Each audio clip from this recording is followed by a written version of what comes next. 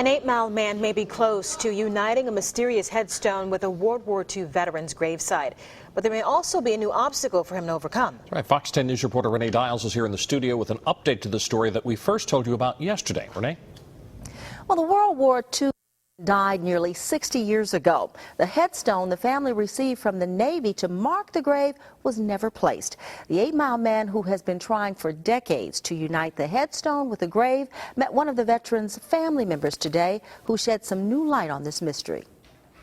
Yes, this is James Bryan. One of the phone calls in response to our story Tuesday came from someone who says he's related to the World War II veteran who died in 1953. And I believe this to be my uncle. James Bryan was 11 years old when he attended his uncle's funeral. The 28-year-old had been killed in a car wreck.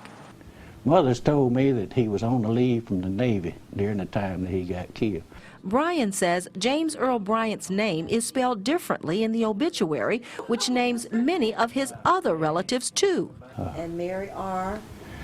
That was Grandma Lee, that my Grandma Bryan's mother, and she lived to be 103 years old.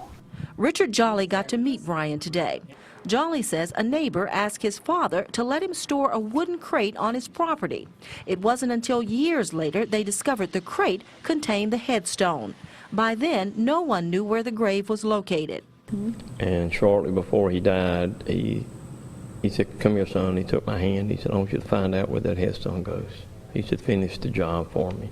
And I promised him that I would. Bryan says he remembers his uncle was buried here at Indian Springs Cemetery near a fir tree, along with some of his siblings, a sister and a brother, and a family friend's infant.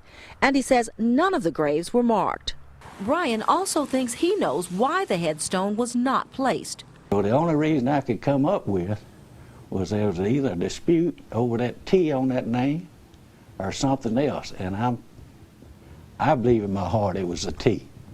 Bryan, who's done extensive research on his family history, says the disputed T goes back to the 1700s, when his ancestor's name was sometimes misspelled with the T. As a veteran, yeah, he should be honored with at least a name. Bryan and Jolly both hope the disputed spelling issue can be resolved and the exact gravesite can be found. If it is, Bryan says he will be able to get markers for the other family members alongside Bryan's grave. Both of them was 28 years old, James. Now, Mr. Jolly says the American Legion in 8-Mile has said they will make sure the headstone is moved once the grave is found. And another caller is trying to get the Patriot Guard to escort the headstone once it is moved.